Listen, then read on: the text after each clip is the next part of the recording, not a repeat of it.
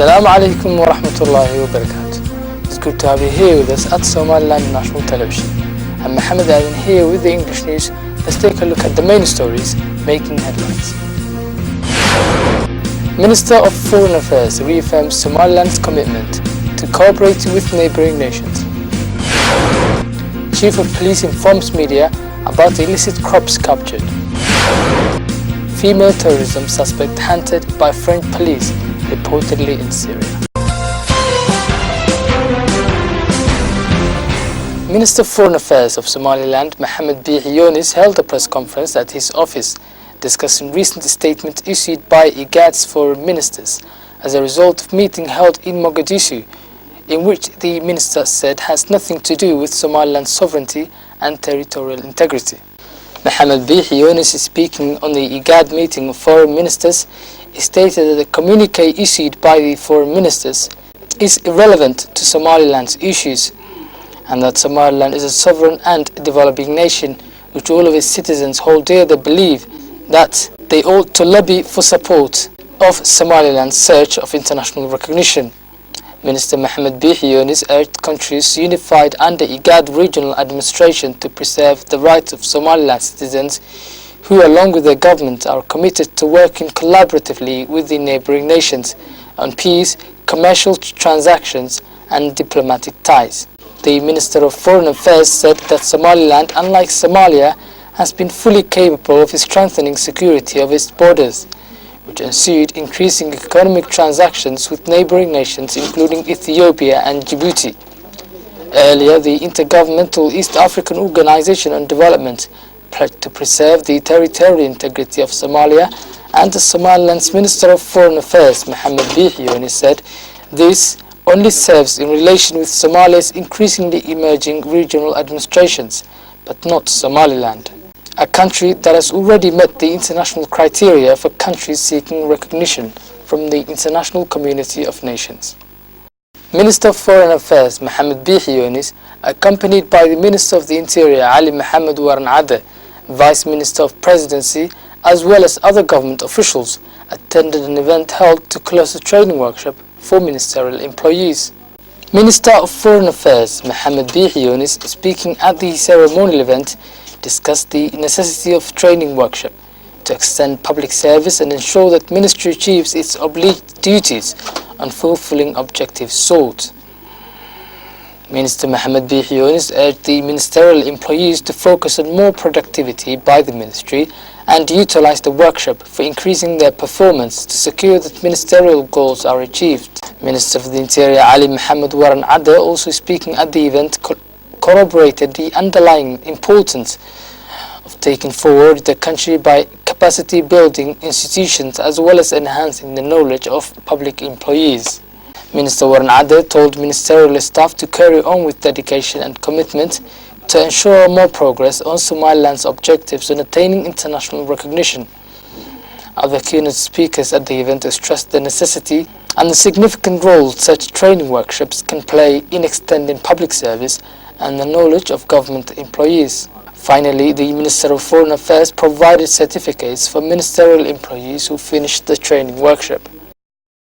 Chief of Police Abdullahi Fadl Iman informed media about people arrested by police for involvement of illegal trafficking of illicit crops and sent a stern message to youth misdemeanors.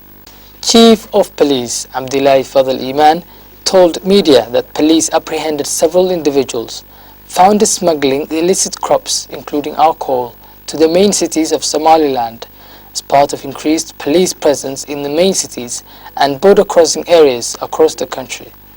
The Chief of Police Abdullahi Fadl Iman pledged that police will increase efforts to prevent alcohol smuggling and youth misdemeanors throughout the country to strengthen security. Somaliland's Chief of Police hailed cooperation of ordinary citizens in providing dire cooperation to the police as a major incentive, which spurs further police activities to sustain national security.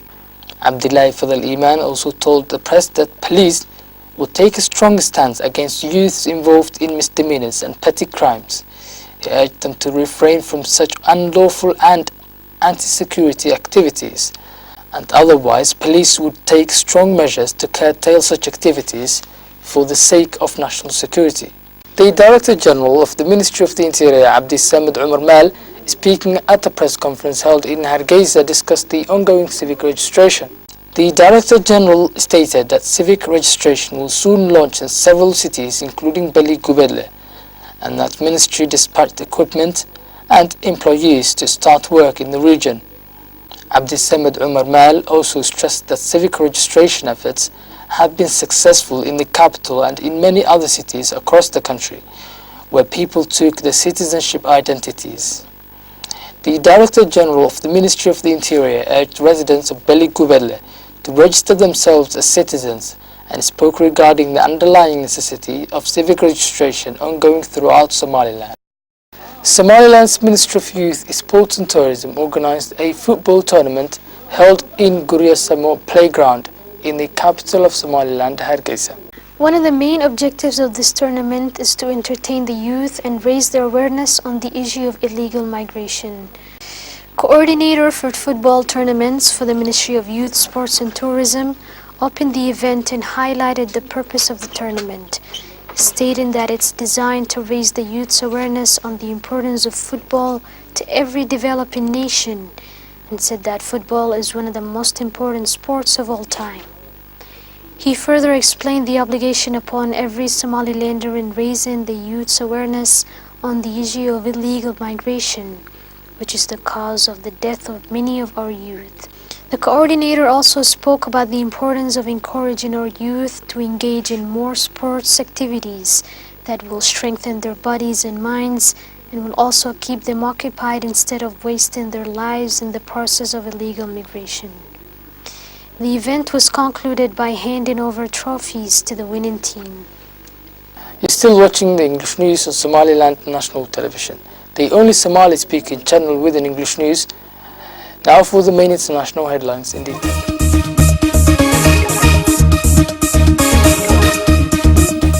The alleged accomplice of a suspected Islamic terrorist said to have killed 5 people in Paris this week, reportedly not in France. Hayat Boumediene is believed to have traveled to Syria via Turkey a week ago. Police have described the 26-year-old as armed and dangerous. A French state radio station, France Info, is quoting sources as saying that Boumediene left France for Turkey on January 2nd. She's said to have gone to Syria 6 days later. The French news agency AFP also quotes a police source as saying Boumediene is no longer in France. Boumediene was thought to have been present when her partner allegedly shot dead a policewoman on Thursday.